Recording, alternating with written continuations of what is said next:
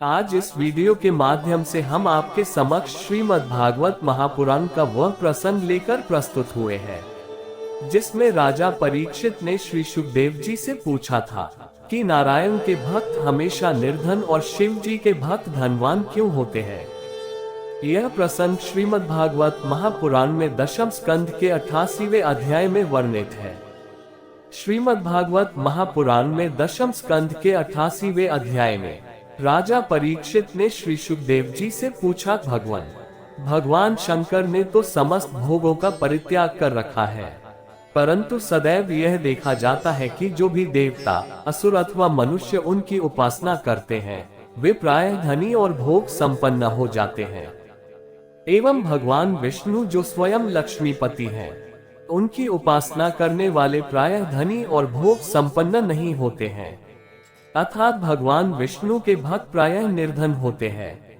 भगवान शंकर एवं भगवान विष्णु दोनों त्याग और भोग की दृष्टि से एक दूसरे से विरुद्ध स्वभाव वाले हैं, परंतु उनके भक्तों को उनके स्वरूप के विपरीत फल मिलता है। मुझे इस विषय में बड़ा संदेह है कि त्यागी की भक्ति से भोग और लक्ष्मीपति की भक्ति से त्याग कैसे मिलता है। मैं आपसे यह जानना चाहता हूँ, कृपा करके मुझे बताएं। श्री सुखदेव जी कहते हैं, हे परीक्षित, शिव जी सदा अपनी शक्ति से युक्त रहते हैं एवं वे सत्व आदि गुणों से युक्त तथा अहंकार के अधिष्ठाता हैं। अहंकार के 3 भेद हैं, वैकारिक, तेजस तथा तामस। त्रिवेद अहंकार से 16 विकार हुए, 10 इंद्रियां, 5 महाभूत और 1 मान। अतः इन सब के अधिष्ठात्र देवताओं में से किसी एक की उपासना करने पर समस्त ऐश्वर्यों की प्राप्ति हो जाती है। परंतु हे परीक्षित, भगवान श्रीहरि तो प्रकृति से परे स्वयं पुरुषोत्तम एवं प्राकृत गुणहित हैं। वे सर्वज्ञ तथा सबके अंतःकरणों के साक्षी हैं। जो उनका भजन करता है वह स्वयं ही गुणातीत हो जाता है।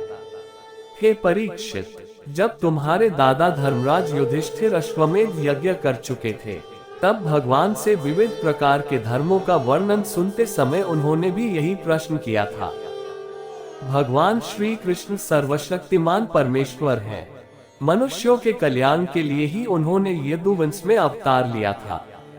राजा युधिष्ठिर का प्रश्न सुनकर और उनकी सुनने की इच्छा देखकर उन्होंने प्रसन्नतापूर्वक इसका उत्तर दिया था।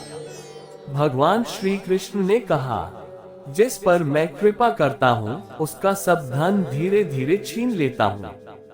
जब वह निर्धन हो जाता है तब उसके सगे संबंधी उसके दुखाकुल चित्त की परवाह न करके उसे छोड़ देते हैं। फिर वह धन के लिए उद्योग करने लगता है, तब मैं उसका प्रयत्न भी निष्फल कर देता हूँ। इस प्रकार बार बार असफल होने के कारण जब धन कमाने से उसका मन विरक्त हो जाता है, तब वह उधर से अपना मुंह मोड़ लेता है और मेरे प्रेमी भक्तों का आश्रय लेकर उनसे मेल जोल करता है। तब मैं उस पर अपनी कृपा की वर्षा करता हूँ। मेरी कृपा से उसे परम सूक्ष्म अनंत सच्चिदानंद स्वरूप पर ब्रह्म की प्राप्ति हो जाती है। इस प्रकार मेरी प्रसन्नता, मेरी आराधना बहुत कठिन है। इसी से साधारण लोग मुझे छोड़कर मेरे ही दूसरे रूप अन्यान्य देवताओं की आराधना करते हैं।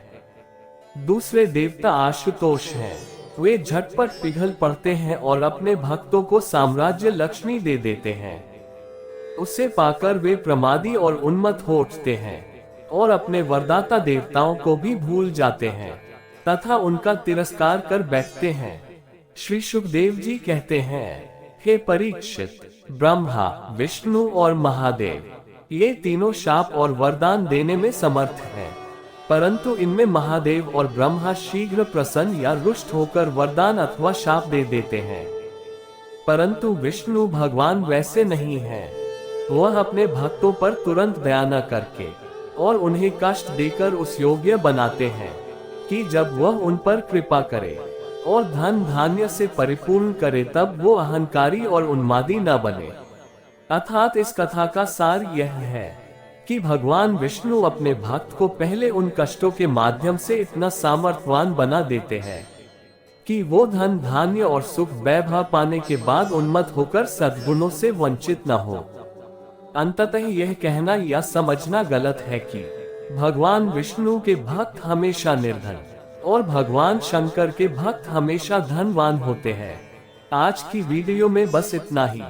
आप लोगों से निवेदन है कि इस वीडियो को लाइक और शेयर जरूर करें ताकि यह ज्यादा से ज्यादा लोगों तक पहुंच सके। वीडियो के अंत तक बने रहने के लिए धन्यवाद।